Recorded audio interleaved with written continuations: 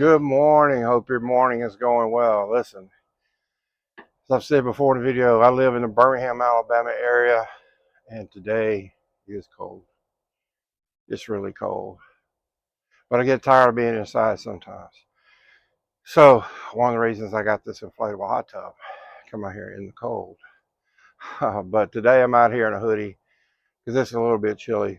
But I wanted to share with you something today. Back in, well, I was 38 years old, so it would have been 22 years ago. From 38 to 40, I went through this huge battle of clinical depression. I mean, the real kind of depression. And one thing that happens this day and time that I don't like to see, and I try to correct folks when I can, but it's an uphill battle, to be quite honest. I'm in education, and I even hear it in the students' rhetoric that, when they've had a bad day, lost a boyfriend, girlfriend, uh, I don't know, wasn't able to play in a game because they got hurt, things of that nature, they'll say, I'm depressed. I'm depressed. No, you're not depressed. You're sad. And there is a difference. I've been sad and I've been clinically depressed. When you're sad, you're down. And that's those times where those addictions will kick in too, to give you that escape. That's one thing we have to guard against, whether it's food, pills, whatever that addiction may be.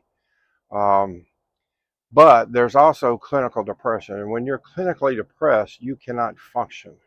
You don't function normally. And I had that at one point in time in my life, just once. Uh, I I had an underlying issue, and you may be battling depression, even clinical depression. So that's why I wanted to share that with you today as we talk about our fist over hand approach. Uh, I had an underlying situation I didn't realize. I had sleep apnea, and it started off where I would just wake up in the middle of the night, sometimes a little short of breath. Just thought it was normal, just not breathing you know, like I normally would. I also started having stomach ulcers, really bad stomach ulcers that made me deathly sick. Uh, my gallbladder just died, just literally died. And all these things were happening, and I didn't know what was going on. And then also anxiety was kicking in. I'm talking anxiety to the point where I had to look straight ahead to remain in this world. I had to look straight ahead and focus on whatever was in front of me, because in my mind, to look to the left or to the right meant disaster. That's how anxious I was.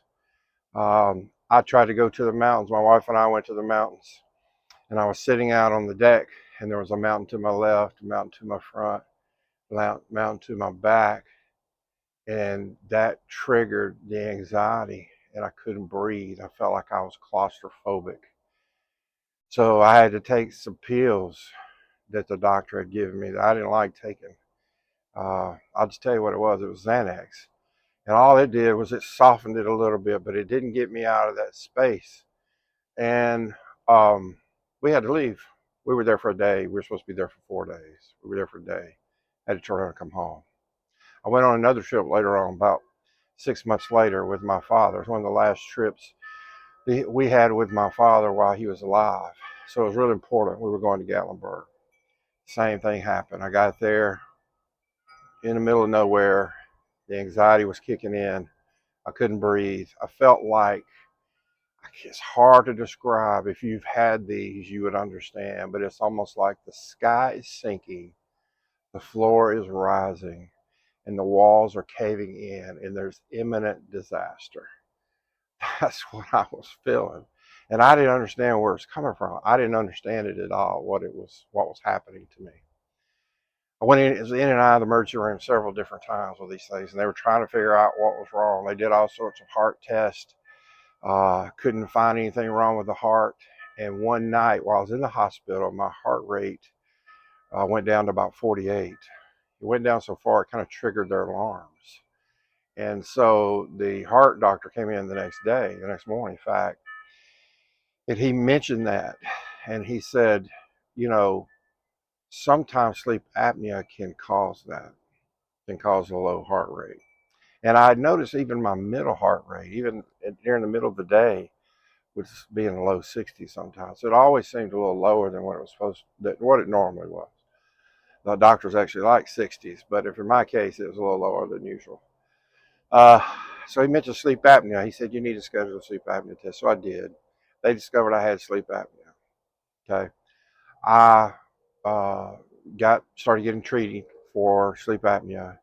Everything I had went away. Everything I had went away. Now, they did have to remove my gallbladder. The ulcers healed up. I've never had stomach ulcers since. I've never had anxiety like that since. I've never had depression like that since. But that's why I know the difference. There's clinically depressed, and then there's being sad. And I think a lot of people walk around sad, treating their sadness with all these different escape tools, thinking they're depressed, and they're not really depressed. They're sad. And there's a lot of things that you can do to help with sadness.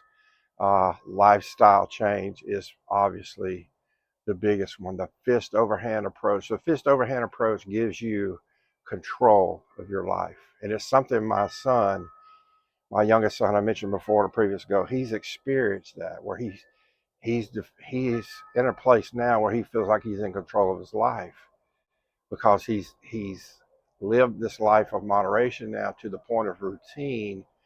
And so he doesn't even have to think about it anymore. It's just part of his routine. And that's what my goal is. That's what everybody's goal should be, whether it's food, whether it's pills, whether it's alcohol. I mentioned alcohol, whether it's sexual addiction, whatever it is. That needs to be our goal. So again, just finished up with a celebration of week 1.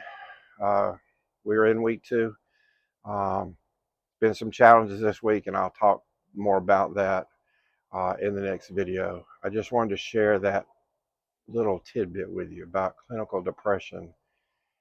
And I would encourage you to look for the underlying factors. If you're suffering from anxiety, you're suffering from depression, look for that underlying cause. There could be an underlying cause that is triggering your mental health issues. All right. Excuse me for that. Have a great day. I will see you in the next video. Remember, fist overhand. And I hope you have a great week and a great day.